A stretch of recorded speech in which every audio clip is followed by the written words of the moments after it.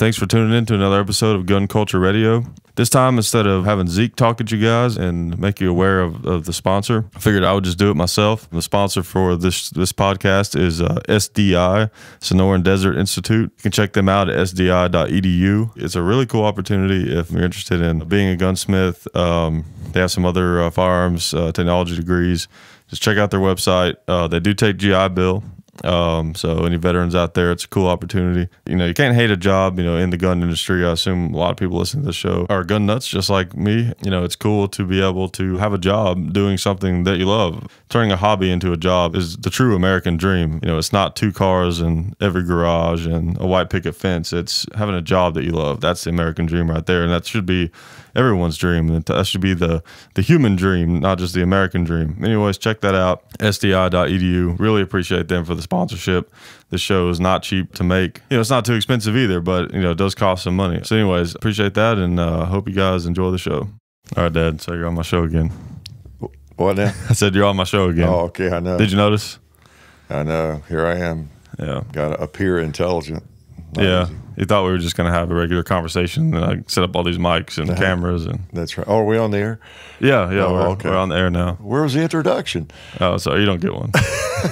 Gosh. On the air. That's kind of weird, isn't it? To think about that, like on the air. Like our voices are literally like riding along the air. That's right. Yeah. I guess you're officially on the air when your voices are riding into the microphone. Yeah, well, I guess no, actually not. It's when it's being plugged into the world. Right? That's true. So we're not on the air yet. We're just on electricity right now. Yeah, because our voices are going through this electric current. That's right. Through the wires into the computer. It's being stored into this hard drive on the computer, and then later, once I upload it, that's right. Then we'll be on the air. Then it gets dispersed into the air.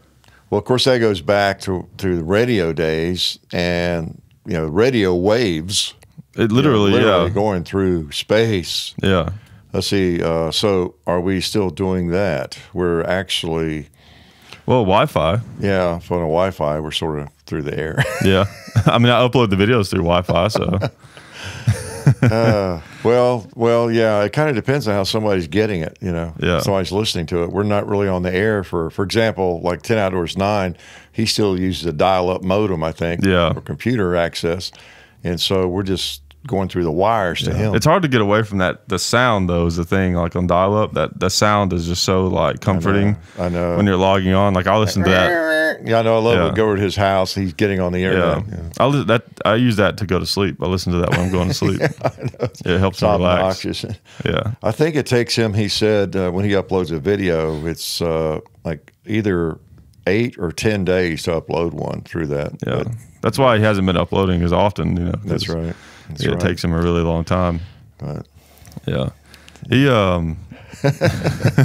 people like that show, the one the last one you were on with him. Yeah. So that was it. The first like 40 minutes was basically like a clinic on ammo ballistics. Yeah, really. Wow. He knows so much about that stuff. It's crazy. I know. He lives it and breathes it. I mean, I've lived it and breathed it most of my life, but not in the detail that he lives it and breathes it. What's really interesting about that is I remember, because we all kind of got started together with that. And I remember, he got started very, very soon after us.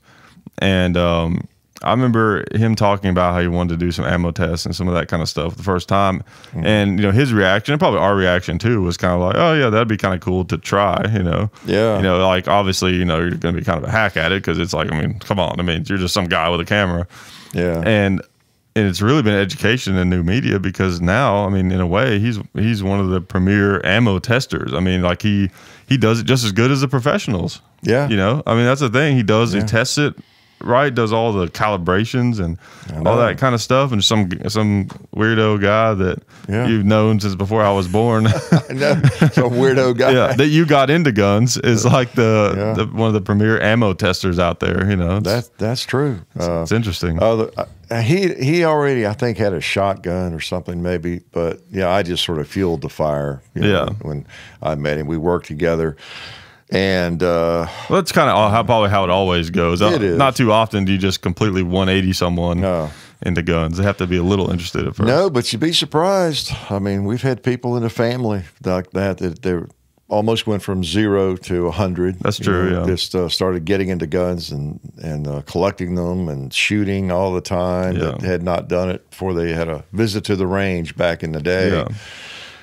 And it's I don't know, there's a gene or something. It's already in somebody, but we just bring it out. Yeah. Generally speaking, I mean, there's some people, I guess, I can't imagine, not many, who just would not like firearms or shooting. Yeah. But as I've always said, well, I think it's pretty much true. The only people who don't like shooting or think they don't like shooting are people who have not tried it. Yeah. There's some exceptions. I think that, you know, people will say that and they're talking about like just the act of like going to a range and shooting.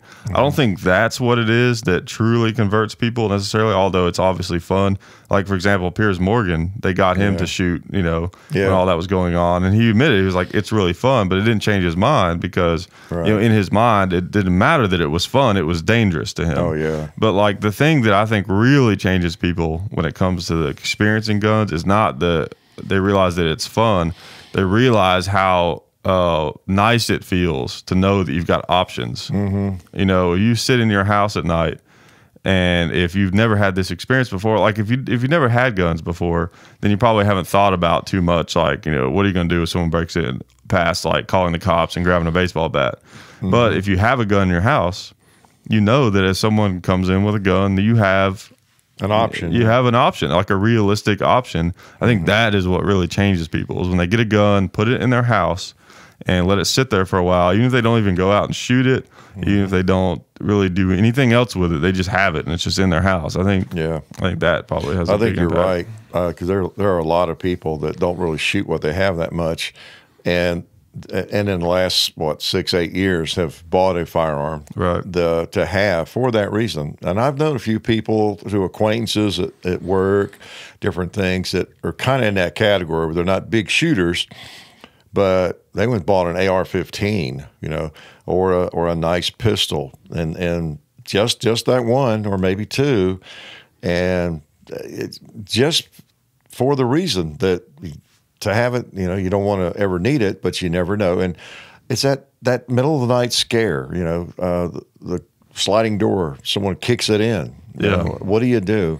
And you read stories in the paper like that. There's some horrible examples of things like that where maybe a lady living alone or somewhere with a child, and could be man or woman, no matter, but someone actually is crashing through the window, or they're beating on the door. They're going to break in for whatever reason. They're drugged up, crazy, drunk, whatever it is.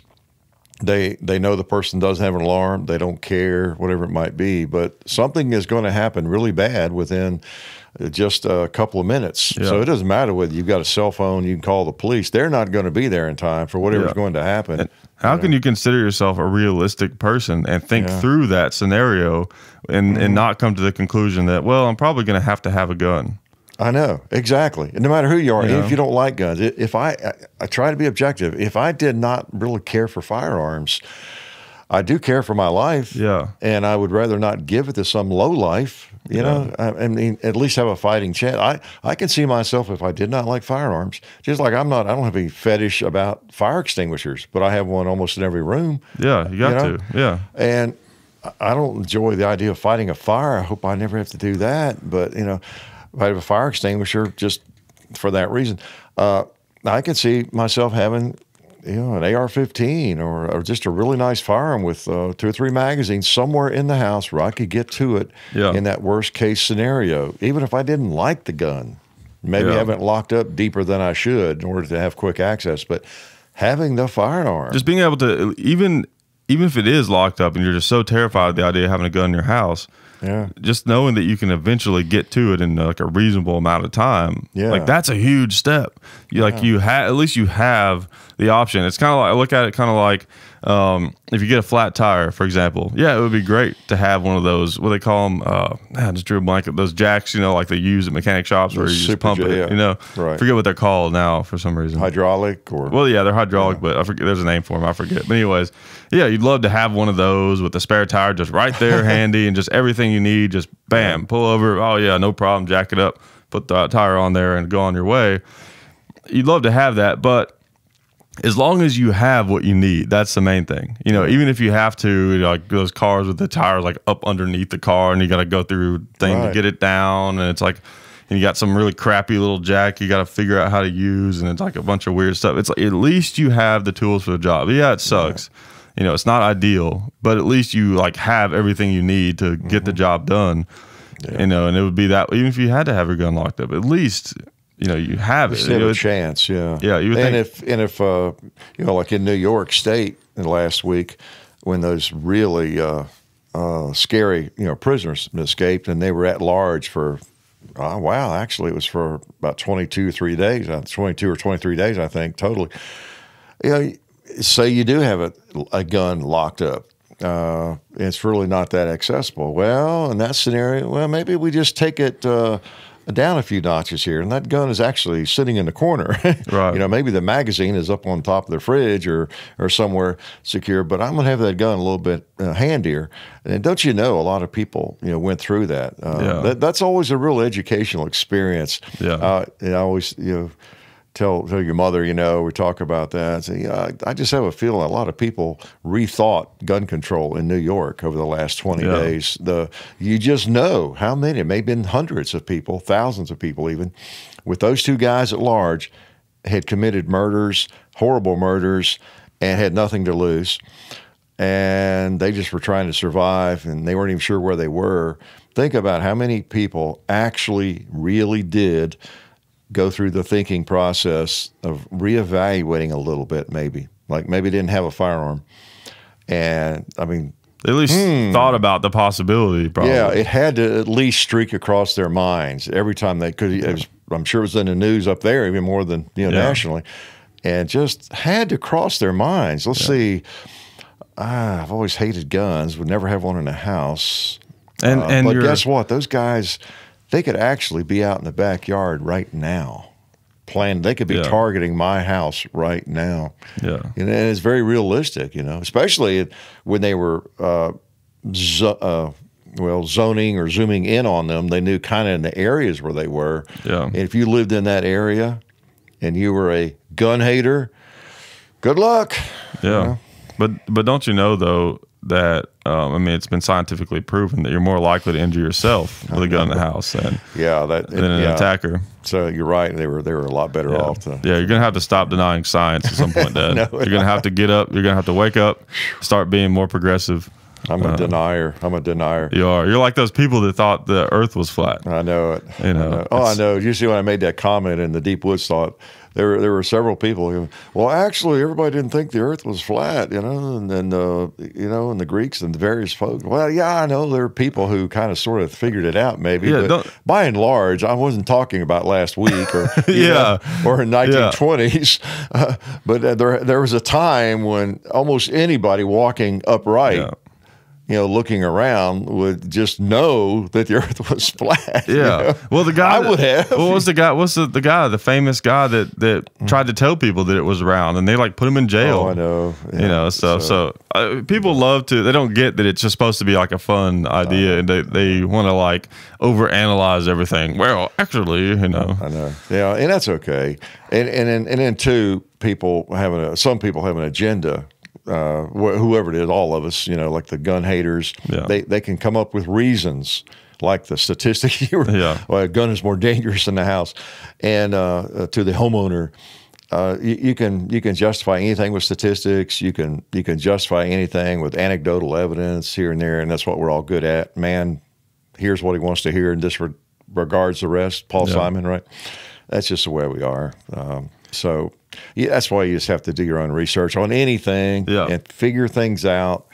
And that's something I think you and I promote as much as we can. Well, mainly we're shooters and do shooting videos, but, you know, like this and then other things we do try to promote, I think, thinking. We might not be the most intelligent people on the planet, but we try to promote thinking with whatever resources people have, you know. Think about things, do some research, don't take anything at face value. Right. And don't worry about, being different, thinking differently. Like I saw this great little video that I just ran across on YouTube yesterday, and there's a bunch of neat little things in it. And it was this one part where it said, quit trying to be normal. It said the only normal people are those that you don't know yet.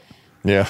Everyone is weird. What's you just normal? And I was like, that's so genius. It is. I mean, I kind of always sort of knew that, but I never like really thought about it that clearly before. Yeah. Because it's so true. Like everybody is weird. Everybody has something weird about them.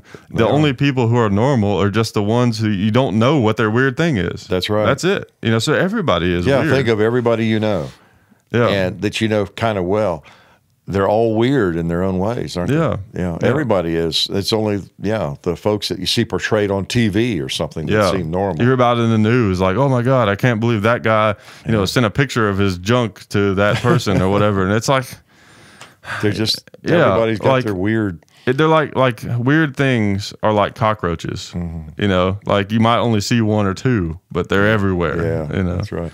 When I was teaching, it was interesting because I guess it's a little bit of an example of that. When you first got a new batch of students at the beginning of the year, they would all seem so similar in so many ways because you didn't know any of them, and they even look a little bit alike. A lot of you might have 4 or 5 girls, and it's really an interesting phenomenon. If for someone who's never had that experience, and I had it over and over and over and over and over for decades actually, but getting a new group of people that you've not even met generally, and come in and they sit down in your room, and then they come back the next day and the next day and the next day. And it's interesting, that process of learning. I always wanted to learn their names as quickly as I could. Yeah. And I would even have them make out a name chart or a plate, and then we did it on computer. Finally, when the computer age came along, we were a laptop school, as you well know. Yeah. And I had them I had them make print their names in big letters, put it on their computer screen for a while. And then I got the brilliant idea, take my digital camera, and the first day I would just walk down the road, snap everybody's picture, and then I'd distribute those to them, and they would put them on their computer, and they'd have that on their computer screen with their name under it. And then I would also save those files of their pictures with their names on it. And I would just scroll through those at night, and in a couple of days I knew, all 50 or 60 of them. I'm pretty dumb. I need all the tricks I could come up with. But is hard, remembering a bunch of people's names. It is, yeah. If you've never had to do that with that many people. And the thing that made it more difficult in teaching was the first 2 or 3 days of classes were really in some ways my least favorite days, because you're having to go over different things, and the first day you wouldn't have them as long classes, and you found yourself talking at them more than you really wanted to. You weren't really as engaging as much, because there's all the stuff you had to get covered, and there's different things, how to use the system, the computer system, the network, different things we're doing, and so you didn't really have as much chance to, well, Susie, tell me about this, and for 3 minutes. And so that made it even harder, But anyway, it was an interesting process that I guess a lot of people don't have, is that many people and trying to get their names right and see who they are and the differences amongst them. And the things that were interesting was you would think you'd confuse students who maybe they did look a little bit alike. And this kid in first period looked so much like that girl in fourth period, and you'd mix up their names and take you a while to get it straight, And then a week later, you'd think, boy, was that stupid. They don't look anything alike, So you start seeing the individuals very, very slowly, and then very, very distinctly, and the days and weeks down the road. And then, of course, after a month, you just think, what an idiot you were. How did you confuse that kid with that kid? And in a way, it's a little bit of a microcosm. Everybody is so different. And then, of course, as we're talking about, gradually the idiosyncrasies are revealed. Right. And every single one of them is strange in their own ways and cool in their own ways, and that's exactly right. It's really just a matter of what's your idiosyncrasies. Everybody's got them. We waste so much time in life, I feel like, trying to fit in, trying to be like, oh, that's my crowd, or that's my crowd, or I got to be more like these people. Especially kids. It's another laboratory for that too. It's just observing young people and how And old people were all the same, but they're maybe more intense about it, fitting in with the group. Once you get to a certain age, you don't worry about it as much. But they're trying to find their identity. Yeah, and stuff. So it's a laboratory for that, and if you feel sorry for them. Yeah. And I always thought it was interesting. That's a good point. That's just that they should start calling school identity laboratory. It is. It really is. And what I always found, I don't think it was just me, the really neatest kids, the ones I enjoyed the most, were the ones who didn't really necessarily fit in with that popular crowd. I mean, those kids were great too, but the most interesting kids were the ones that were just a little bit on the fringes, maybe, and they were thinking for themselves a little more. And their primary motive was not to be like everybody else and see if I can fit in with the popular group necessarily. So, and they had a little bit easier life. Their whole lives were not driven by that for whatever reason, whether it was girl or guy. And but anyway, it's tough getting through school and getting through teenage years. Yeah, it is tough. It's a miracle any of us survive it. Yeah, I know, because it's really confusing. Yeah. When life is confusing enough when you're an adult. Yeah. And then when you're a kid, you're seeing it through this weird, different lens, where it's really weird. Like you're being, told that I don't know what I'm trying to say, but it's like, well, you can't put it into perspective. Yeah. You don't have much of a frame of reference. That's a good way to say it. You don't have any reference for the things that you're being told. And then sometimes you take those things wrong. Because everybody has this experience. But when you get older, you go, man, I wish someone had told me that when I was younger. And you think about it a little more, and you realize people did tell me that, but I didn't believe them because based on my perspective at the time, it's like that didn't make sense to me. And you tend to not trust adults because you think you know everything. That's right. You think you know everything, and I found that, of course, nobody wants to hear it.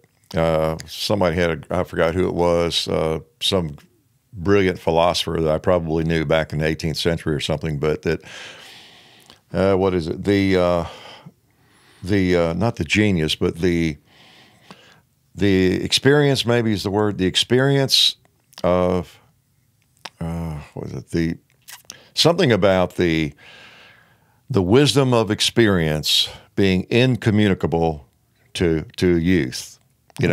You just cannot communicate the wisdom of experience to youth. You can say it, you can try to show it, but it doesn't sink in. None of us can be told much. We almost have to experience it ourselves. You got to learn from the body of the fire, so to speak, for those important lessons. And the poor kids, they don't have much of a frame of reference. And then too, you got adults that try and take advantage of them, or they've got an agenda. Yeah, they're trying to mold and shape them into their own image, and it's a tough game. And I taught all age groups up through high school, but mostly 13-year-olds. And they're just so innocent for the most part, and they want to trust all adults. And they're most of the kids I was teaching were from good families. I knew all their families, and as you know, and had taught 3 and 4 of their siblings in some of those families. And so it was really fun. I got to know them well, and their families well. But they're just so trusting and so innocent. Yeah. And they believe the adults with anything. Well, there's another kind of identity theft that people don't think about. Not just stealing your bank account. Is a lot of times adults will suck up kids' identities, and not suck them up. They will force an identity on a group of kids because they see them as like a blank slate, and this adult for them to paint right. And this adult has their own idea of like how they think people should be, so they take all these blank slates and try to force a specific identity on them, and by doing that, they steal the organic identity that they might have, developed over time, and it makes it kind of weird. Like having an organic identity is almost impossible, honestly, until you become an adult. It really is. Yeah, it is, because when they're young, you got to give them. They got to have some structure and direction and all that, and then so they're going to be molded, into what the adults around them want them to be for the most part, and you hope those are good adults. They've got the kid's best interest at heart, and then ideally they're trying to instill in some critical thinking as they're moving along. And I think that's one thing that you don't always see. Some adults don't really want young people to think critically about things because they want them to think like they think. Exactly. And you got to spend all your time, once you get to be an adult, you got to spend a lot of time trying to unlearn. That's right. Like Yoda said in Star Wars, first you have to unlearn what you have learned. Yeah. You got to unthink. Like that's one of the greatest lessons in life is how to unlearn things, because we learn so many things that don't help us. It is. It's really uncomfortable trying to teach kids to think for themselves, and partly because they cannot be trusted to think totally for themselves. In a lot of cases, and they've got to have some guidance, got to have a pattern to kind of follow. But I guess ideally is give them some structure and what they need. Love them and take care of them, and try to educate them as best you can, provide it for them, but also really reinforce the critical thinking. Think about things, and I would do that. I taught literature, and the humanities, so we could talk about everything, and I was always very respectful though of their parents and their teachings and all that. I didn't get off into like edgy stuff. They were 13, but I always did really try to influence them in the sense to think critically about things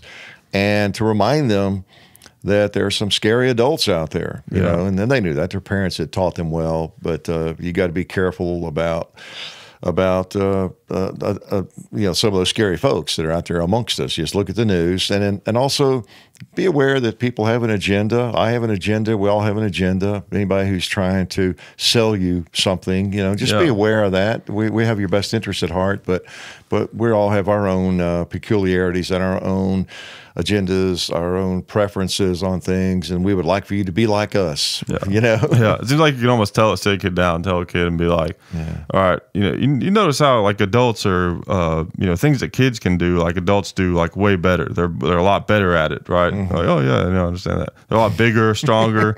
Yeah, okay, all right. Remember when last week when Johnny took your Hot Wheels car and smashed it on a rock? Yeah, see, well, the truth is, adults aren't any different from kids. They do the same thing, just on a way larger scale. Yeah, that's right. That's right. More expensive.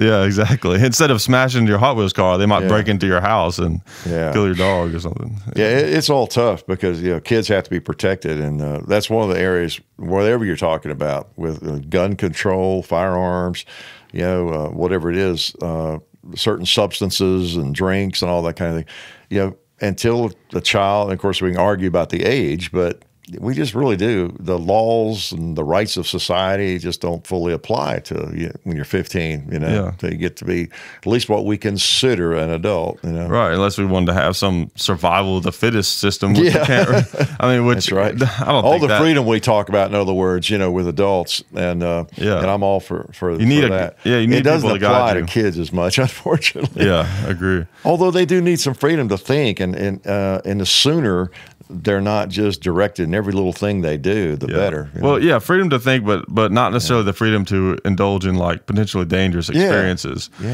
Unless it's something where, well, like for example, you taught me how to shoot when I was 3 years old. That's obviously a potentially dangerous situation, but you were right there with me. Yeah. It wasn't like, here's a gun, go have fun, Yeah, really. So here, take the Uzi, John. Go out and play. Yeah, exactly. Shut up and go out and play. Yeah. Here's the Uzi and a couple thousand rounds of ammo. As much as I would have liked to have thought that I would have been fine, no, of course not. I mean, I didn't understand about I understood about gun safety, but I didn't understand all the intricacies of it, like where you can shoot and how far bullets travel and what could happen. And that's another thing too. When you're a kid, you don't understand the severity and the permanentness. Like you've only lived for like 4 years. Like you don't have a concept of like someone dying and being gone forever. You don't have a concept of that. That's it. That's the way I've taken it. They don't have, kids, even they're 12, 15, tend to think they're bulletproof. That's the line everybody uses. Well, if you think you're bulletproof, it's logical that you probably think other people are too. Right. And so you're not going to be maybe as careful about yourself and maybe others. And, like I said, it's a miracle kids survive. And with firearms, it doesn't matter how old you are. Things can happen, and no matter how proficient you are. And we've all had those close calls, and And when you and I talked this week, the research I was doing for the 357 Magnum video, and I ran across some stuff about Bill Jordan, who is an icon, in the Border Patrol and shooting world, gun riding, and in the 357 Magnum, So, but there was an incident that people don't dwell on because he was kind of a hero in that way, and he is. But he had a really sad, tragic accident, and this was after he was in the Border Patrol and a very proficient, and highly respected gun rider and everything. They were sitting in his office in Southern California, I think it's somewhere near the border, and he was demonstrating some quick draw and some different things. He had unloaded his 357 Magnum and was demonstrating some drawing techniques or something, some guys in the office there. And then he, I guess, thought they were finished. He loaded the gun back up and stuck it in a drawer.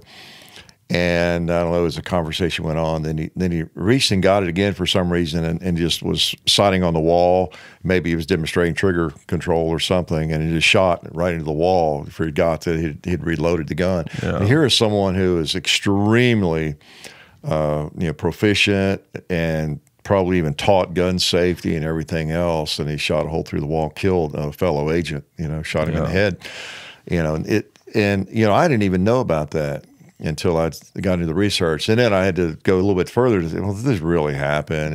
I looked and apparently it really did happen. So you probably got a little overconfident. Yeah. So in a lot of ways, and that's something all of us have to be so mindful of, because the more you do something, just like the more miles you drive, the more likely you are to have some kind of mishap, whether it's your fault or somebody else's. The law of averages catches up with you where it can. And so the more you handle firearms, the more you're around them, the chances increase. So we can all get too casual about it.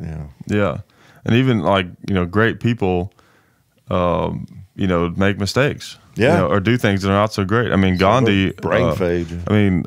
Gandhi was known for not being a great tipper. But really, but Gandhi did. There was this incident actually where. I forgot. I can't remember exactly what it is. People have to look it up. But he had his wife or girlfriend or someone like that had some kind of disease or something, and there was some kind of treatment for it. And he said, no, that's not holistic or whatever. You don't need to do that. You need to use this other more pure method or whatever. Yeah. And she died from it or something like that. And then later Gandhi got that same disease. And when he got it, he was like, no, let's go with the other one, But he was honest about the fact that it's okay, well, I was wrong, Yeah. Yeah. So it doesn't matter who you are. No telling how many stories, like that. People make mistakes. Nobody's perfect. And that's the thing about, and we only hear the good, and plus the people like that, they're highly renowned, whoever it is that has a great reputation for things that they've done that are great things. There's still things about them that are undesirable. So it's you look at those people and they're I could never be as good as that person. It's not true. I mean, they made mistakes too. It's not like everybody does. And then, and it doesn't take much to ruin your entire reputation.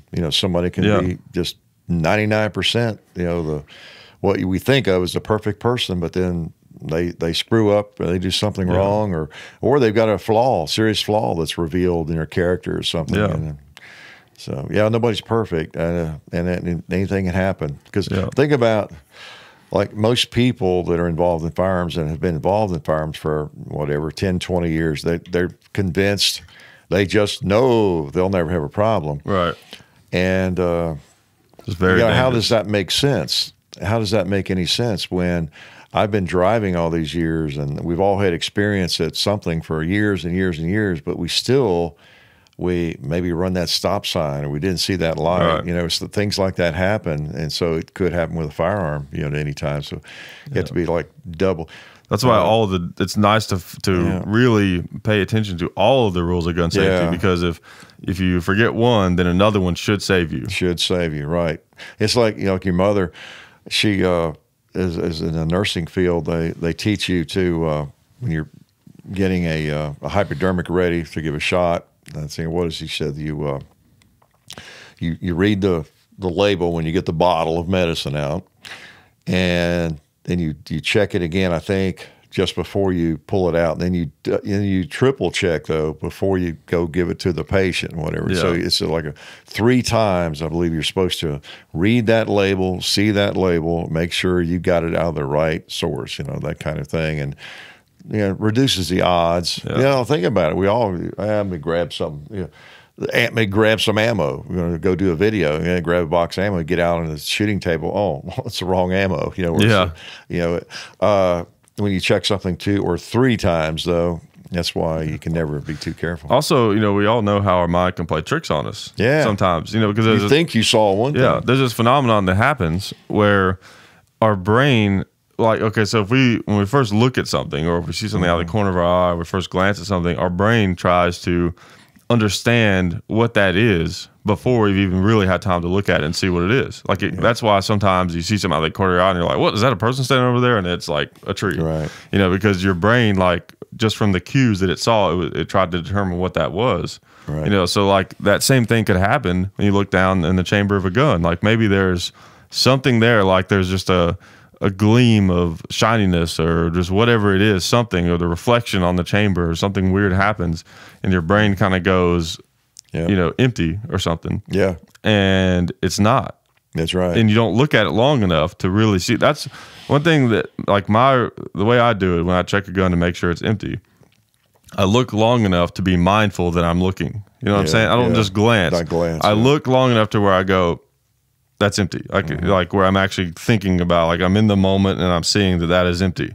And if I pick up a gun and I'm messing with it, if I can't immediately remember the vision of that chamber being empty, then I check it again. And usually that memory usually fades after about a few minutes. Like it's got to be just crystal clear, fresh, where I check it again. Yeah, because you can't trust it once it's faded or once you set the gun down or whatever. Yeah. That happened to me with a Glock 21 long time, about 25 years ago. I'd been carrying it and I had gotten somewhere where I was going to shoot it, and I, outside the car, just looked at it real quick and then pulled the trigger into the ground and was surprised it went off. And that was kind of what I did. I just glanced at it real quick, and normally you have, with a 45, I think especially, I tend to have brass cases in there, especially you're just shooting, competing, whatever you're doing. And that shiny nickel case of the carry ammo, I think my brain just quickly took a glance at that. It kind of saw that as the shiny feed ramp, or something. And I did too quickly anyway. But you gotta not trust yourself totally is what it comes down to. Yeah, don't trust your own brain, because your brain is like a computer. Yeah. Computers make mistakes. Yeah. And again, with the 4 rules of gun safety, like I say, if that happens, if it's pointed into the dirt, it's okay. You made a mistake, but the other rules took care of you. Yeah. So that's it. Like our the analytical, the part of our brain that operates and functions and all that kind of stuff. It's kind of like it's a square system trying to understand a round world. Really, it is. Maybe. Yeah, that's why, with computers, that's why computers can be frustrating, because on one side of things, computers are perfect, right? Like calculators, like they are perfect, but they're not, because they're square machines trying to understand a round world, right? Because we've all had that experience where we're trying to get a computer to do something, but we can't get it to understand what we want it to do, or all this kind of stuff.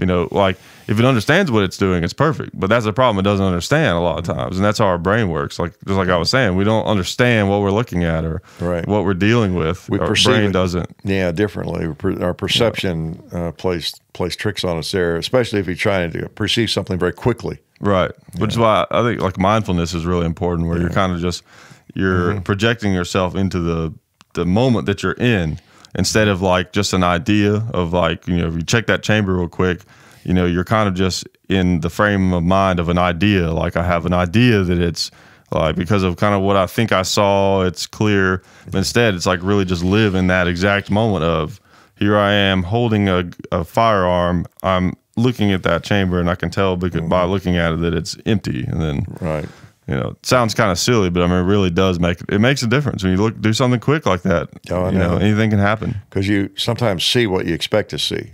Exactly. That's just the way it is. It's at the first glance of something, like maybe somebody even walked into the room, you just glance at them, you're expecting Bill to walk in the room, and you sort of think it's Bill, you glanced at him maybe. Our brain is just wired that way. Yeah, exactly. Like, I'm bad about recognizing people. Like the other day, I went to the liquor store to get some wine, and I was like checking out, and the lady was like, "It's like, you don't remember me, do you?" And I looked at her and I was like, "Oh yeah, you actually turned me on to this wine that I really like." And she was like, "No, I used to work over at this other place." That you really? And I was like, "Oh, okay, yeah," because I was expecting to, like, someone who said, "You remember me?" I was expecting to be a person who I talked to in that store. Oh yeah, and not someone who, because I knew that I recognized her. I saw her and I was like, "I know this person," but I didn't know where. That happens to me all the time. Yeah, the older you get too, the more of that the more experience. Not because you're old, but because of the experiences. I've worked so many places, so many different things, and know people from so many different venues that. That'll happen to me occasionally. I'll see somebody and I know that guy from somewhere, and it takes a while to place them. Except what's funny is sometimes, during the meet and greets, there'll be someone who is like next in line, or they come up and I'm like, I feel like I've seen them before, and then they'll say, "Oh, I saw you at this," or like another meet and greet, or something. And then I get to feel good about myself, like, "Oh, okay, cool, I remembered that." Yeah, really. I couldn't have told you like where we saw them, but I knew that I had seen them before. Yeah, I know. It's funny. Yeah, it's interesting. Those are always weird, mind-boggling experiences, like doing those meet and greets and stuff. It is always strange where we're just like a couple of guys out in the middle of the woods. Like when we're shooting the videos, it's like usually it's just us. Sometimes mom is there, but especially like we're out. I especially think about this for some reason when we're out in the woods shooting a video. It's like it's just the two of us. Yeah, no one else can even hear what we're saying. I know. I'm just pointing this like weird, machine that makes little ticking noises at you. That is weird. And then like we can like announce that we're going to be somewhere, and a bunch of people will come and want to talk to us. It's really bizarre. It's weird. Or that everybody that wants to see what we're doing there in the woods will see it. The next week or next month or next day, and it's weird what technology has and the internet has allowed. It's fascinating, really. Yeah, it's easy to not see it as strange, but like you really stop and think about it, and it's like, wow, this is really bizarre, and this happens so fast. It is, because all those people, all those anonymous people out there on the other end of the computer, like right now they're listening. You think about them listening or watching, but then again you don't. It's weird. But fortunately we're reminded quite frequently, and it's a good reminder. That's one advantage of the meet and greets and everything, and of course all the mail and messages we get. But meeting those actual people, I think, is always good. I think so. Even though it's just a sampling of them. Yeah. But it's neat because it brings it to reality for us. Then we go back to the woods and film. I don't know. Maybe the connection to the real world is stronger or something. Yeah. Yeah. I think it does help. I think you have to be careful too, because like one mistake, I think one of the things that makes the whole new media thing, I think, a little treacherous sometimes, because you think back to like old media, cameras have been around a long time, and at least 100 years, and it's a different experience because it's so involved. Like before, if you were going to be like on TV or doing something on TV, there was going to be a lot of people involved. There was going to be a big ordeal.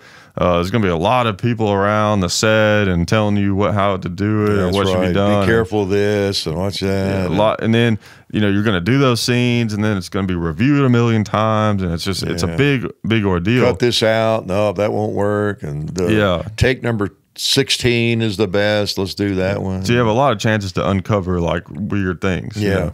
But with new media, it's like you just turn on the camera and bam, it's up there to a bunch of people. Yeah. It's really easy to lose perspective and get kind of weird, Yeah, it is. Like not like weird, but like weird in the sense of like where it's like trying to think how to maybe where you don't represent yourself like right. you want to. Exactly. You're not being yourself. Not being the way you wanted to be, or where you thought you were being, or I don't know. It's easy for like, your ego to shine through like way too strong, or to like to be really unnatural. Maybe when you don't mean to be unnatural. Or, you know what I mean? Exactly. Not come off as yourself, even though maybe you're not even trying to be weird or be different or whatever, or be over the top. It's just, you're just coming across. There's no one there to talk you down or say, hey, well, you might want to do that again. Yeah. Definitely, I feel like doing anything like that, like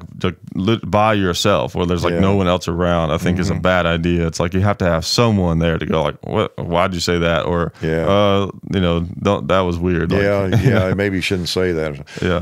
That's one of that's a phenomenon too. I think with even email, and I don't know. Maybe I'm thinking the earlier days, maybe more so, but in the '90s, and when I think. There's this phenomenon. You're sitting in your house, in your apartment, at your computer in the dark, and you're writing an email to maybe your boss, or you're responding to some emails from work, whatever it is.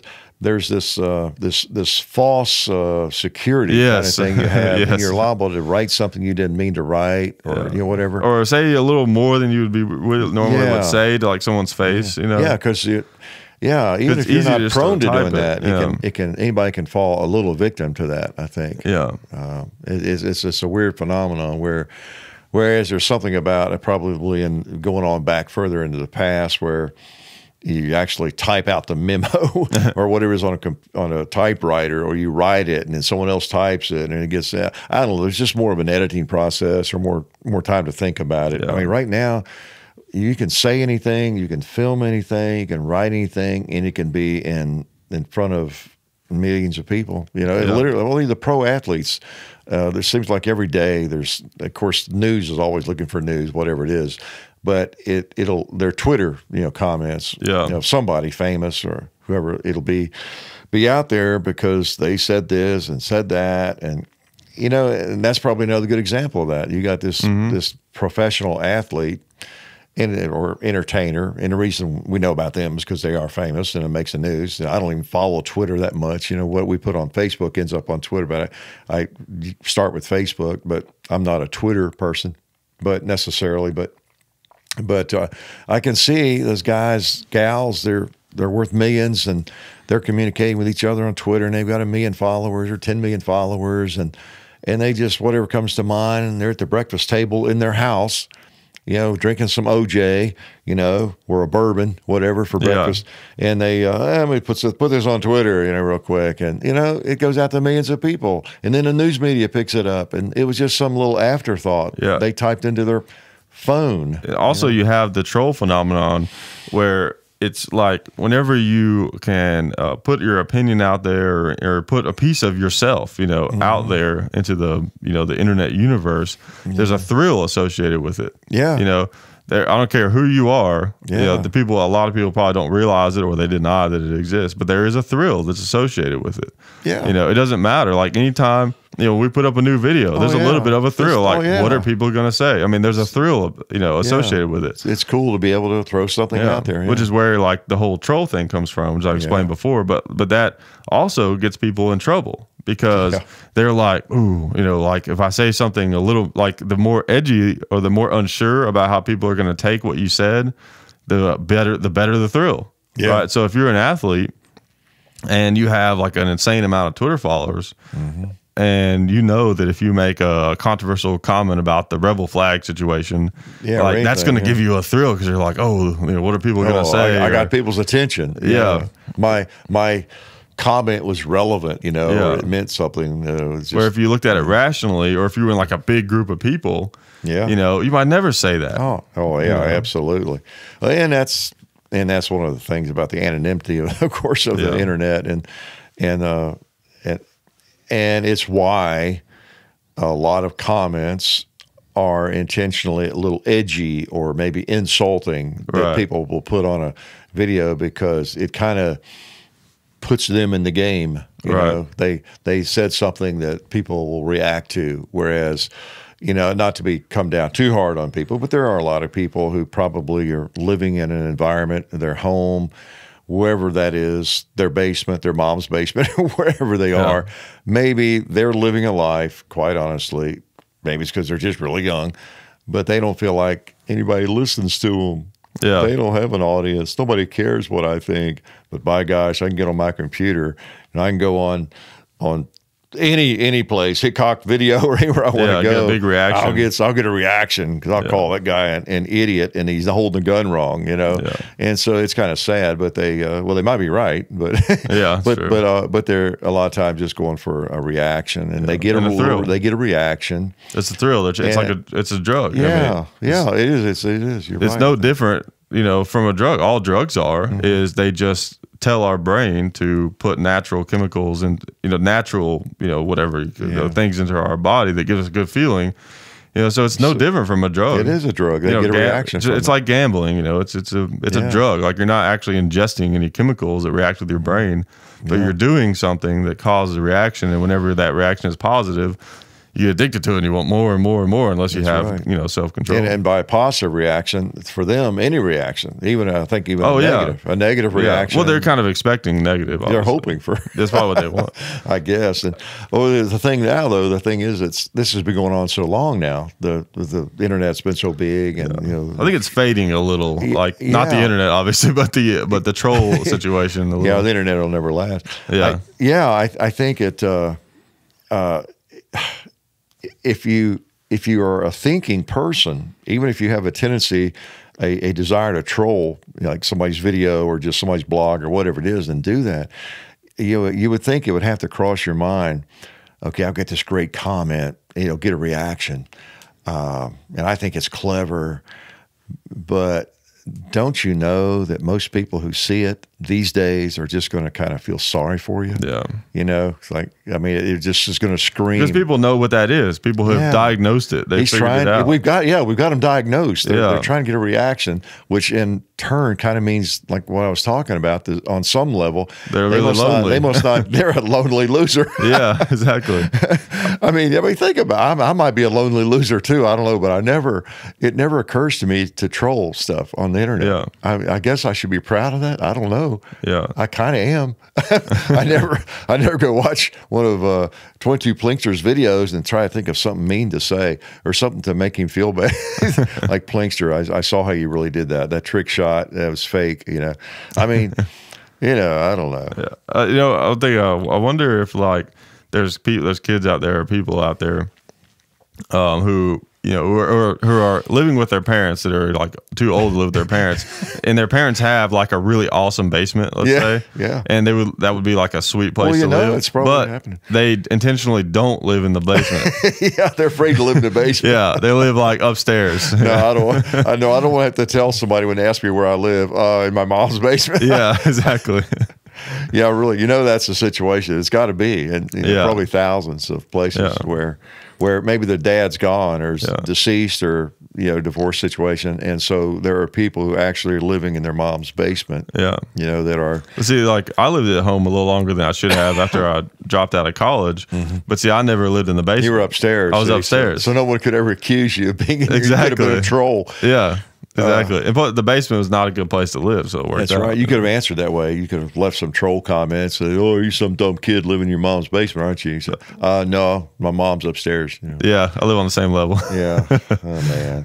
Yeah, that's. I wonder, is it less taboo if you live like in your uncle's basement or I don't know, your grandparents maybe? Or I don't know. There's something about the moms, the connotations of living with your mom. Of course, nobody wants to live with your mom. And of course, it's a metaphor. I mean, yeah, it is. Because there is that, you do envision that guy, that lives, he's like down in the basement. That's and he's just giving up on the idea of like moving out, and just plays video games all day. That's right. He's got greasy potato chips all over the keyboard, and and he's just doing nothing but he's sucking down 39 2-liters a day. Just lives basically all on the job, computer. No hope for a job. He won't even go interview or try for a job. And his mom screaming at him down the basement steps to do your laundry, get your bed cleared up. And he takes out all his frustration on us. I know. I have to confess to responding to trolls on occasion. I don't do it too fun often. sometimes. I've when it's a really obnoxious statement or something, they're just obviously trying to get a rise out of me or an insult or something. Yeah. Sometimes I'll accommodate them and I say, "Oh, that was very nice, but I think I think you need to be making your bed. And by the way, your mom is hollering at you to come up out of the basement for lunch or something." I only answer to those comments if it's fun for me. Yeah, that's kind of what I do. That's the thing. If I see a comment and I'm just like, nah, and I'll just like block them or whatever. Yeah. But if it looks like I could have some fun with it, then I will. Yeah, no, it's kind of depends on the mood. Especially like what I love to do, like I get the comments about my hair and all this kind of stuff, and then I love to like point out people's closed-mindedness. Yeah, I know. And stuff I know you like can't that. resist sometimes. I don't necessarily think it's total immaturity to do that occasionally. Yeah. It's just kind of fun occasionally because we overlook so many of them. For every whatever 150 we might react to one of them and just put them in. I think part of it is the fact I don't think I'm a natural born teacher or anything, but the fact I taught so long, I think I almost feel my obligation because sometimes I do envision this kid in his mom's basement. Maybe he's 16, maybe he's 13, maybe he's 25, or something. And I just feel like, okay, I want to let him know I got him. So you have a savior of the trolls Messiah complex. Really, I got this mentality. Okay, look, guy, I know you're upset because your mom's mad at you because you're sitting in the basement and you didn't make your bed last week, it all. But don't take it out on the rest of the world or something. You feel like you're maybe doing society a little bit of good by busting this guy. Yeah. But I don't know. It's childish to even acknowledge them, of course. But yeah. Well, one thing, and we've talked about this, and I guess it's a little touchy. As YouTubers, what we do, we used to have conversations about this sometimes, especially in the early days, I think, when you'd get a lot of critical stuff. Seems like more. We don't get as much now. We get it, but sometimes it's more veiled or sophisticated.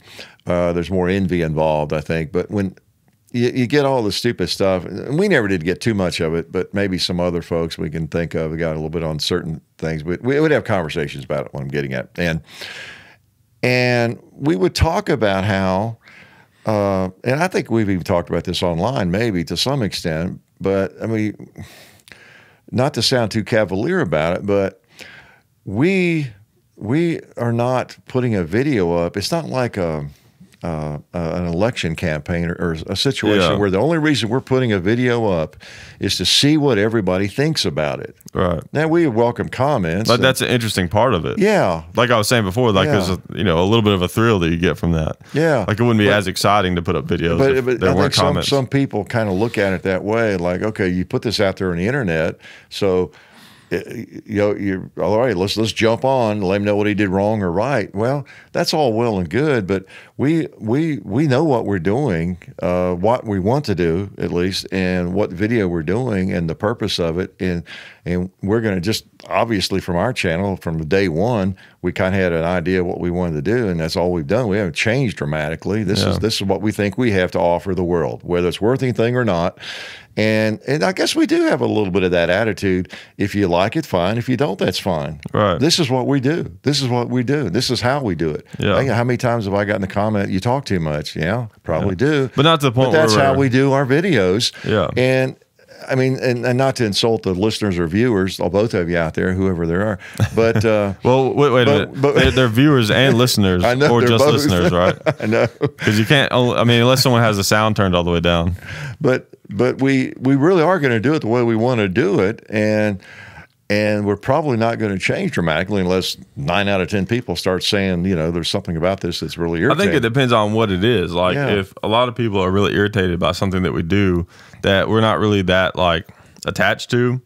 Well, yeah, it was the kind of thing where it's kind of like, we have like 5 options available to us, and we're like, oh, this one seems like the best, and they're like, everyone hates that. Okay, well, let's try a different one. Like, I don't like. We're not like those guys that out there. They're like, oh, if you don't like it, then get out of here.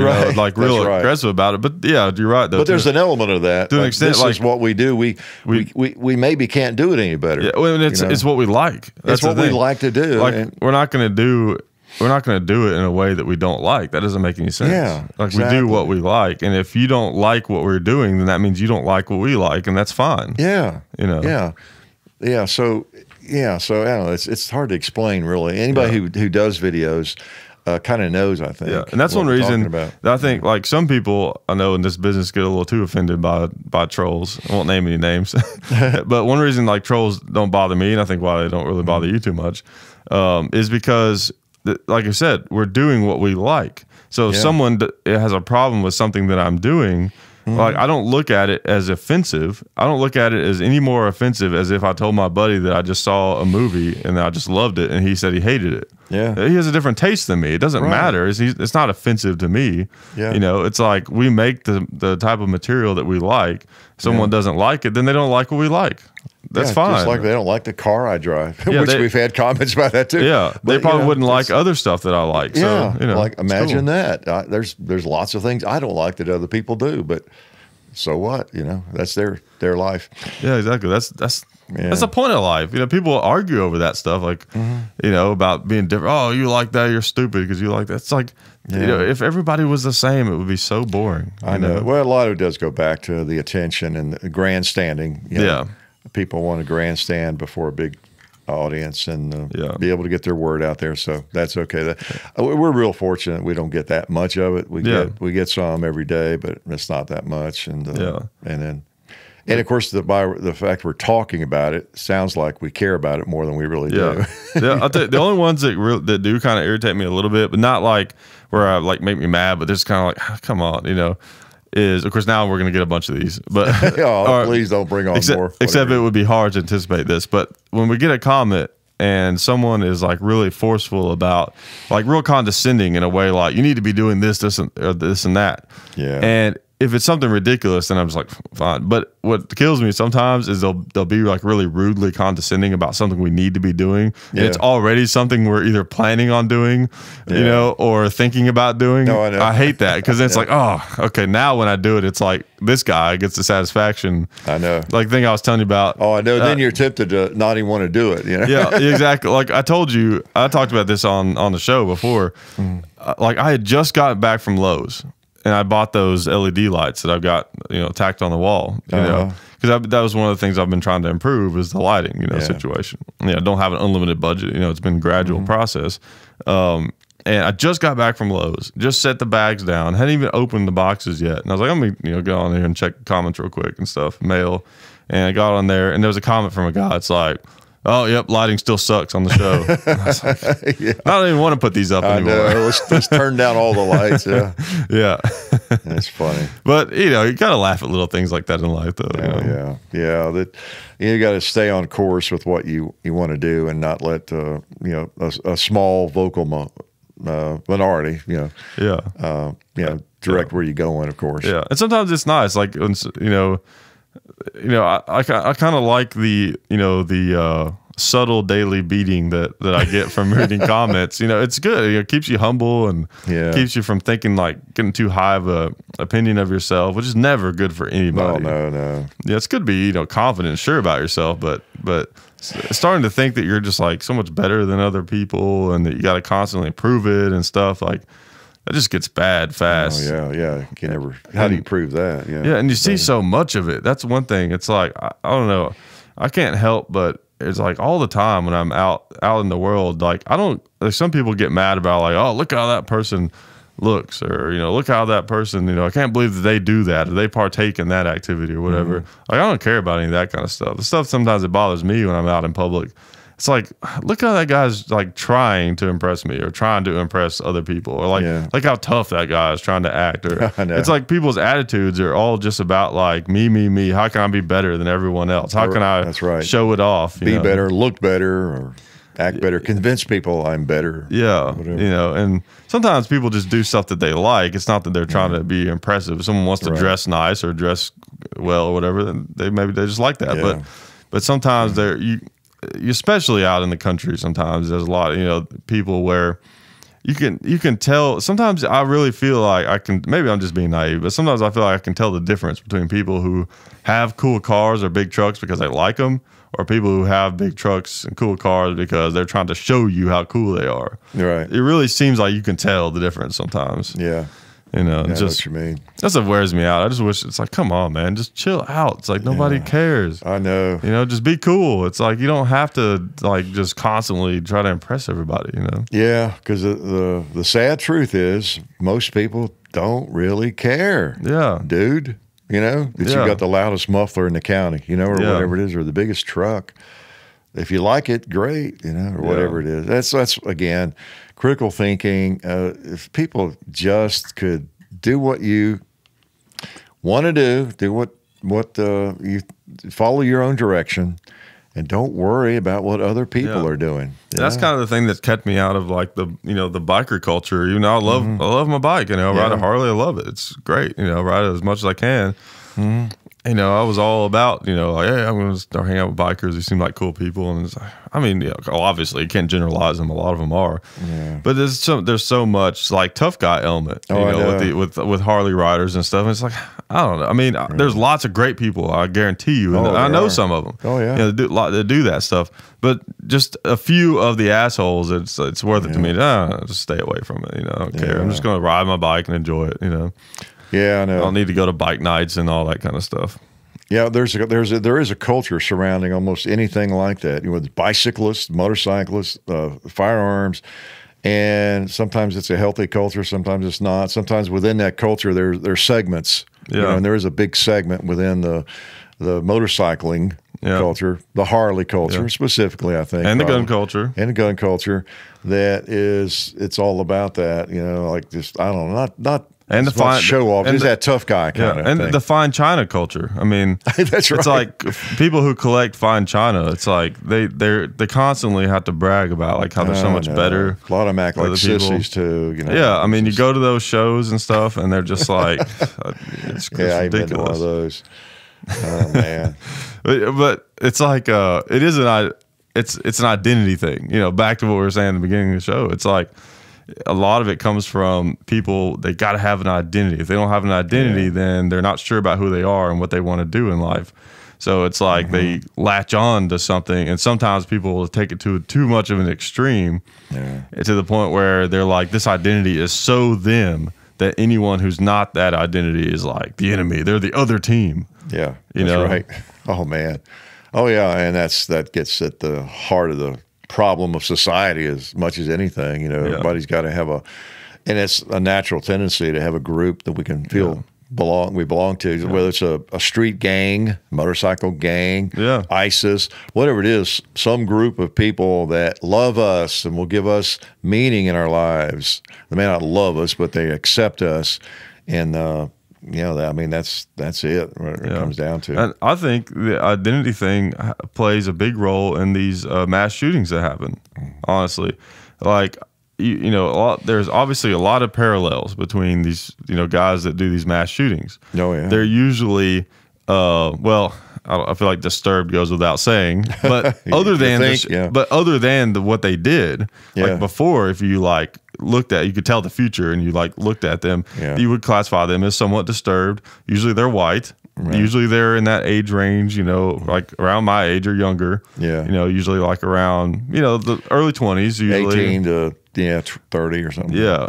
I think the Aurora guy, Colorado guy, was like in his 30s, I think maybe. But usually they're younger white male, usually real scrawny. Mm-hmm. They usually are on some kind of antidepressant. That's right. They have a lack of connection. Yeah. And I think that lack of connection is something that gets overlooked a little bit. We've been lately, which has been great. We've been talking about the psychotropic drugs, I think is what they typically call them. But basically the pharmaceutical antidepressants, which is great. That needs to be talked about a lot when it comes to those situations. Really. But another angle of it that I've thought about some lately is this lack of connection that they have.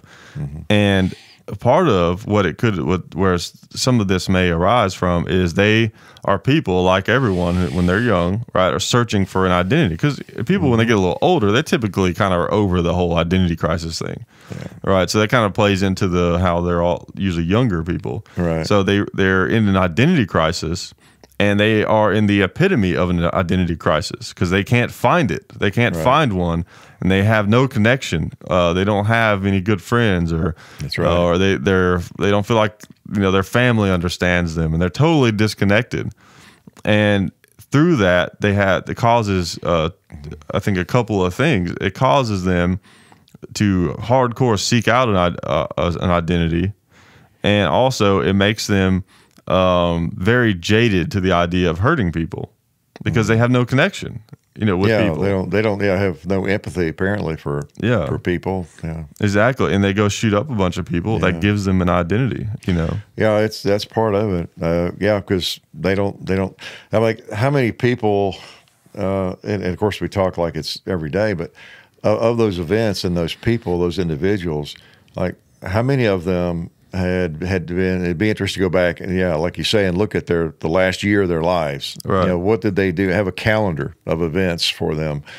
And you reckon with hardly any of them that the previous week or two of their lives that, let's see, on Monday night, they went bowling with a couple, 3 friends, and they hit the shooting range with some friends. That's very unlikely. Yeah. And they got together and shot some basketball with some teammates from high school they played ball with, or some guys, went to the movies with some people.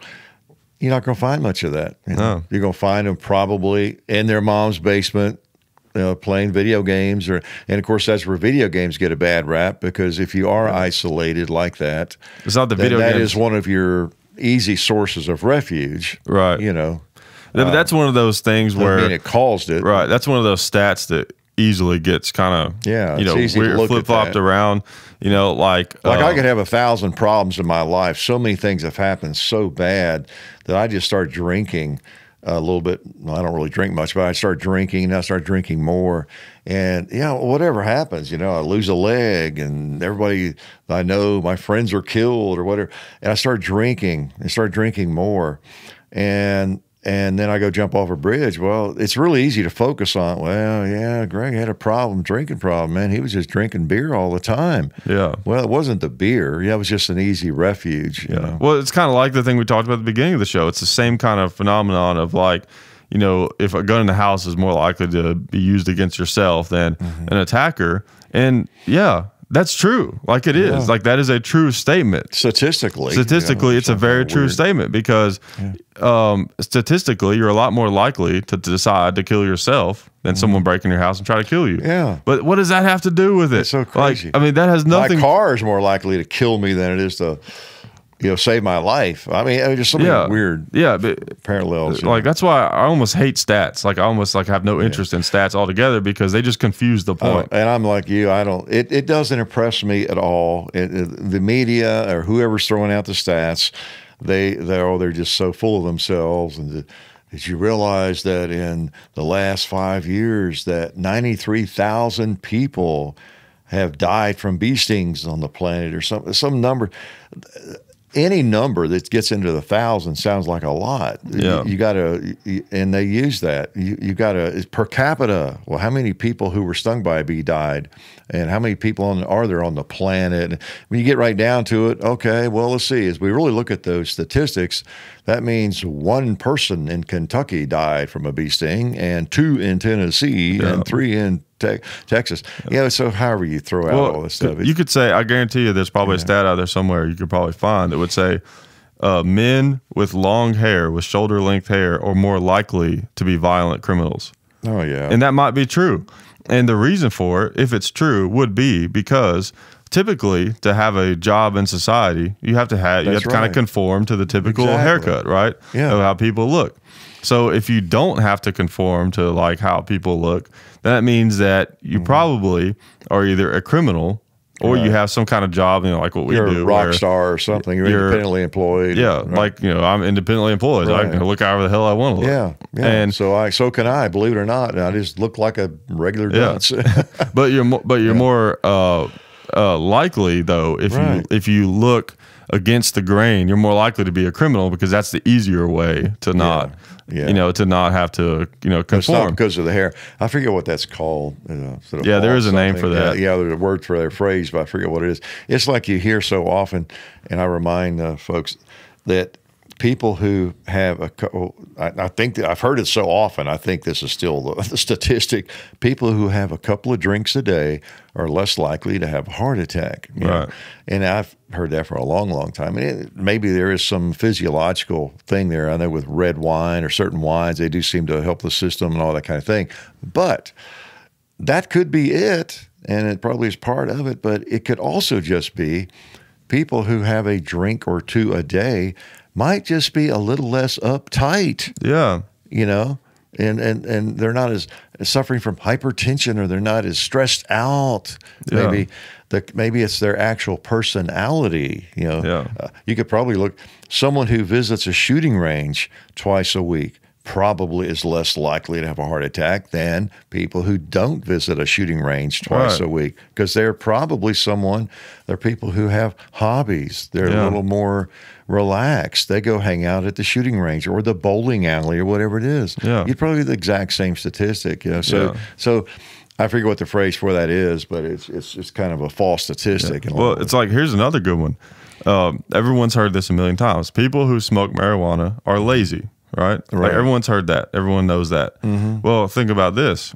To get almost any job in this country, you have to pass a drug test. Right. So most jobs don't allow you to smoke marijuana. Right. So if you don't have a job, then you're probably lazy. Yeah, that's right. And people who don't have jobs are more likely to smoke marijuana because they can. Right. You know what I'm saying? So it's like, just because something might be true on paper, it doesn't make it true in reality. You got to look deeper. Look deeper. Yeah, exactly. Yeah. And that's why, like, whenever I argue, gun control, which I don't get to very often, like with someone who is anti-gun, but if I get a chance to at least talk about it some with someone, like, I don't care about stats. I don't ever use stats in my arguments. I don't care. They don't matter to me because stats are so easily manipulated and confusing. It comes down to real stuff. Like I've said 1,000 times, what are you going to do when that guy comes knocking that is desperate to get into your house? Bashing in the door. What are you going to do when you're out somewhere and someone starts shooting starts killing people? Yeah. What's your response going to be to that? Yeah. Don't say call the cops, because everybody knows. That's a stat. I was going to say, that's one stat you can use, the average response time. Yeah. Yeah. Which is people who have run those numbers, the average amount of time it takes for somebody to kill several people, is 10 seconds or something. Yeah. The average response time on the police call is 2 minutes, 3 minutes, whatever it is. It's like way more than it's just going to help you. Here's something too I was thinking about the other day along those lines. You always hear the thing that, the anti-gunners love to remind everyone of is the incident, of course, of, a kid finding, dad's gun and, shooting themselves or someone else with it. And that's always like a big deal. It's a huge deal when that happens, that. Yeah, of course, so dramatic and it tragic. It's dramatic and tragic. But it happens, at least just as often, and probably I would say more often, since I don't like statistics, I don't know. But I'm sure you can look this up. But kids get poisoned. Oh, yeah. Guns typically, like every household has poison. Right. Not every household has a gun. And most households that have guns have them locked up. So you're talking about a pretty small percentage of households where a gun is accessible to a child. Almost every household is going to have some type of poison probably accessible, or very likely. Yeah. And that's a much more likely thing to happen. But there's not all these big campaigns about that. And we got to raise awareness for poison. And, I'm sure there has been some, but I mean, it's not considered as serious, when really, in a way, it's almost worse because the kid's going to die horrifically. I don't keep all those statistics at the tip of my tongue either. I've grown weary of it all, really, in a lot of ways. But then I've read them often enough that I know the statistics on like kids drowning in pools and falling in the bath. All these kinds of things are more prevalent than than that, picking up a gun that somebody left around and shooting them. So, none of those other things seem to get the attention. But we come back to that thing, like, to me, death is death. Yeah, yeah. Danger is danger. Injury is injury. Like, if we're really looking at this situation realistically, and for some reason, let's say we didn't care about our freedom whatsoever. We don't care about that. We only want to make people safer. Even if that was our goal, you would think that we would want to tally up, okay, what are the number one killers that we can like were items that are dangerous, not like heart disease, but you can't, do a lot about that right now without medical research, but like items that you can remove from society that, supposedly things we could really have an impact on. Yeah. And honestly, like, there's a lot better ones than guns. By far. Swimming pools. Let's just go ahead. Swimming pools. Well, drunk driving, of course. Yeah. Or just driving. It's not like people drive. Of course, people have to have cars, but and it's not a bad analogy, and I know people don't like to hear about alcohol, but if you really wanted to save lives, you can't ban it for one thing. It's just like guns. It's still going to be there. That's been tried. Right. But if you want to try to eliminate death, hit the alcohol. Think of all the lives that are ruined. Alcohol is probably the most dangerous drug out there. And I'm not even anti-alcohol, but I'm not either. Beer occasionally, so I'm not coming from that. I don't have some religious agenda here, like secretly or anything. I'm just saying I enjoy beer. Yeah. But if you want to be totally objective about it, start trying to get alcohol out of society. And even if you achieved 10%, you're going to save tens of thousands of lives and families, car wrecks and all that. That's something that's real right there. Yeah, exactly. And that's another thing that's crazy. Alcohol might be one of the single most dangerous substances that exists in society, that's commonly accepted. Yeah, it's commonly accepted. And still, most people do fine with it. Yeah, that's exactly. The thing. I mean, alcohol is insanely dangerous. It's more dangerous than heroin, probably. When you think about how many people die from it, or their lives are ruined from it, or family. And it's advertised on TV all the time. Yeah. Like, people joke about it, like, "Hey, we need to get a drink to do this, or we need to do that," or it's like constantly in movies. It's like a silly thing. Like, it kills people all the time, every single day, in almost every city. Someone dies as a result to it. And I don't know, maybe I can't say that, but maybe in many cases, more innocent people is what I was about to say. Lots of folks who are killed with firearms, a lot of it is gang on gang. Most of it. That kind of suicides, thing. And gang violence, all that kind of thing. When with alcohol, it's the families of the alcoholic. It's you or me driving down the road, minding our own business, and someone hits us head on because they've been drinking. So it's, So if you really, but of course those folks are not, they're coming from emotion mainly, and they're not looking at ways, actually, we could save some lives. They just don't like guns, and they're evil looking, and, they're horrible when someone has a bullet tearing through their body. And, that happens obviously every day. It looks worse and sounds worse. Yeah. It's like if a lot of people were getting burned alive somehow in our society. There's nothing more horrific than being burned alive. Yeah. And if there was some kind of thing that caused it, even if it was 10 people a day, he would be, really focused on, I hope. Yeah. I wouldn't want it to happen to me. But it's tough. What else were we going to talk about? I don't think we talked about anything that we wrote down.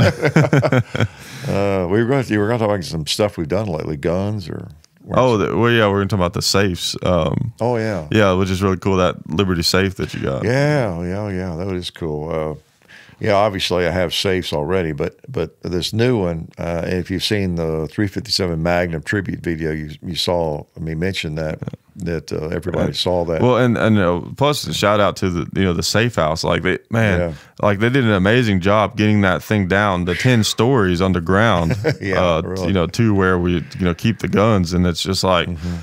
I mean, we don't even have an elevator, and they managed to get it down all that spiral. So we have a spiral staircase that goes down roughly about 10 stories, and they got it down that whole. I mean, it's impressive. That's amazing. Can you imagine doing that for that? I mean, they sell safes. They have really, for those who don't know, if you don't live in the Nashville area, it's called the Safe House, and they have a warehouse full of safes. You can walk through there and pick them out. But they get broken into pretty often, though. Yeah, don't they, there? Yeah. It's funny. I told Just kidding, I guess he doesn't mind me using his name. He's pretty well known, Mark Brassfield, as the owner.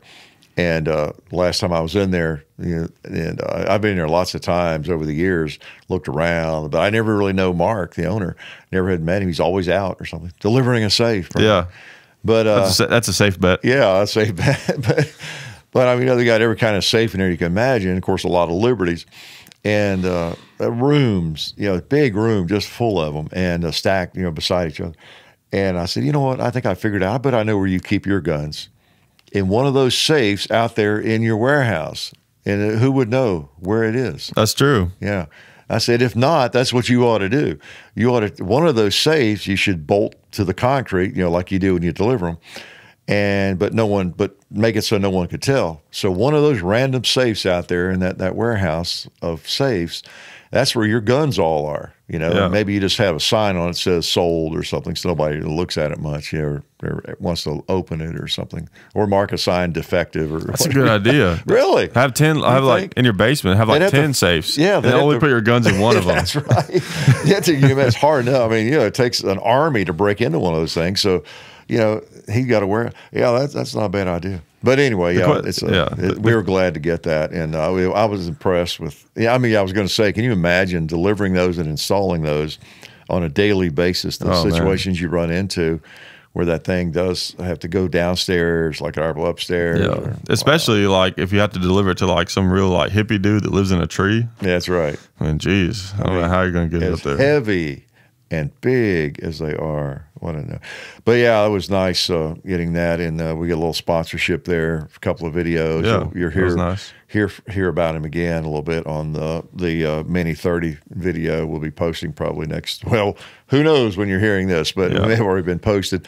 One thing I was going, and I mentioned this in the video, as you recall, John, because you were there. Yes, I was. But one of the things, and whether it's a Liberty safe or any kind of safe, that we all make the mistake of is shooters. And if you're a young person getting into shooting, the folks listening, really try to put some coins away, be my recommendation. And I know John's too. Put some coins away and start thinking about a safe as early as you can.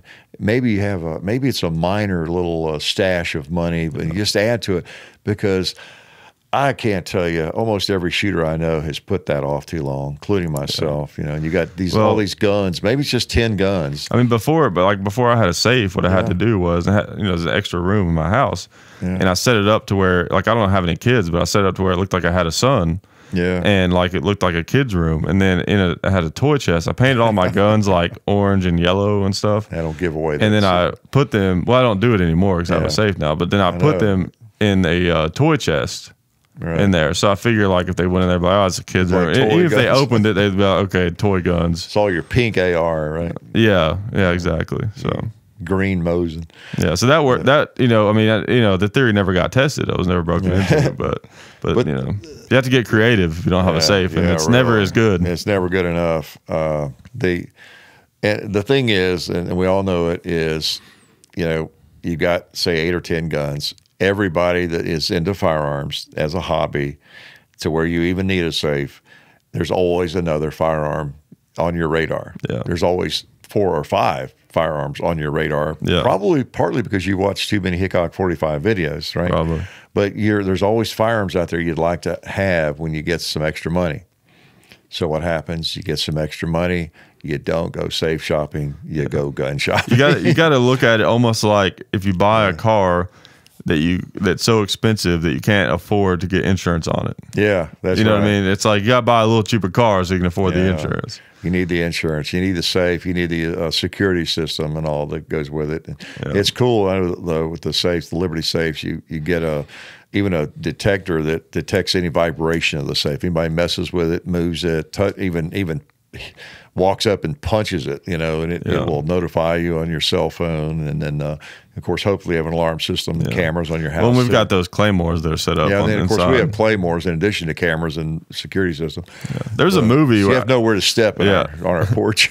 There's a movie. I can't think of what what movie it was. I want to say it was like one of those 90s like Mel Gibson action movies, but he's away doing something or whatever, and he comes back to like his house or whatever, and he has like this little safe, and he's got to like get his gun and stuff, and he opens it just a little bit, and there's like a line in there, and he like cuts it, and there's like a grenade. Oh, that rings a bell. I've seen that. Yeah, I can't think of what movie that is, but well, and then the irony is what's so sad is, I mean, if you have that kind of security and a good safe, you're usually in pretty good shape, because even I guess the dumbest criminals realize, even if there's somewhere where you think you could get 20 or 30 guns, because on the retail market maybe they're worth $10,000. Well, guns don't bring that much on the street. What are you going to get for them on the street and on the hot market? Yeah.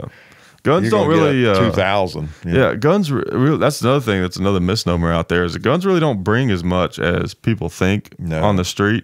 That's why this whole idea that now I'm sure some do just because it's easier. But this idea that all these gangbangers are going into gun shops and doing straw purchases and all this kind of stuff, and I'm sure some do. Like I said, but the thing is, like anyone who is plugged into any kind of underworld markets whatsoever knows that you can find any gun you want, like Glocks, like handguns, $20-$40.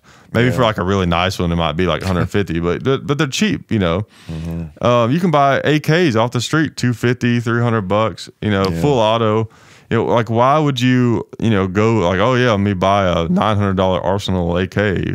Why would you do that? I know. So that's a whole other thing. But still, as far as getting your gun stolen, like I always say, like your security should be better than what you have to steal. Yeah. It's never going to be perfect. Somebody wants to, unless it's Fort Knox. I mean, somebody can get in there if they really want to. Yeah. But guns are not like diamonds. I mean, they're hard to sell. They're trackable. A lot of people like they might want clean guns, and they know like, okay, these are in the system, so they're going to have to scrape off serial numbers. Well, then that's a whole nother, like people don't want those because then like you get caught with that, it's a felony, and it's, so guns don't bring that much on the street. So, plus they also they're more likely, I guess, to incur the wrath of the local police department for one thing. That's a little strong a statement really, but because they're guns. Right. I know that we have several deputies and even reserve deputies that live in our vicinity. If they hear the call go out that our alarm's going off, man, they're going to be in the car on the way just because they know I've got guns, right? And several firearms, and so I mean you up the ante to some extent when you're going for firearms and all that. But you're right. They don't really bring that much on the street, and so it's not like you got a gold mine. You're involved in the same risk, grand theft, burglary, whatever. And you might as well be stealing diamonds. Find out where the diamonds are. Go to a jewelry store. Break in the jewelry store. If I had safe cracking skills and I was involved in that world, I would break into I would break into a house in like a really like big fancy neighborhood, or I would hit like a jewelry store. Yeah, something like that. Somewhere where they've got whatever hundreds of thousands of dollars worth of diamonds or gold coins or stuff like that. You're going to run the risk. It's like the goofballs that go into a market and try to rob it and get $100. Rob a bank. Go where the money is. Yeah, go where the diamonds. Yeah, that's another thing that's definitely a misnomer. Is people have this idea of like criminals being dumb, and there are obviously a lot of criminals that are dumb. They're just junkies or whatever it is, and but the thing is, you think criminals are dumb because you hear about the ones that get caught. And the ones that get caught are the ones who make, big mistakes. I mean, all criminals get caught at, some time or another. Yeah. But still, like, you have this idea that they're dumb. But I mean, there's criminals out there that know what they're doing. They have a lot of skills. And typically, I would think that those people are going to go after, like we said, a bigger score. Yeah, they're smarter about their targets. Yeah, sure. You're not going to be up against that. Yeah. Well, I guess we've really talked to them about long enough. Have we? Yeah. They are either that or they've listened too long. Yeah. Or long enough. Yeah, I think they probably have. Well, I don't know how profound we were today, but at least we had a little conversation about some things. Yeah. Yeah. So these are all about, it's fun just to sit down, have a conversation, because, I think some people maybe, they don't get to have conversations about this, about this kind of stuff. Just because they're just not around people who are into guns or into stuff or whatever. I agree. Or think about some of the things we think about, or talking about some of the things we talk about. And we all think one of the big points I always like to bring up is how everything, it's about perspective and all this kind of stuff. The way I look at podcasting and this kind of thing, it's like, or any, like even with the gun videos and stuff, it's like perspective sharing. Yeah. Is one way I look at it, Yeah, it is. Like, I might have perspectives that other people don't have that they listen to.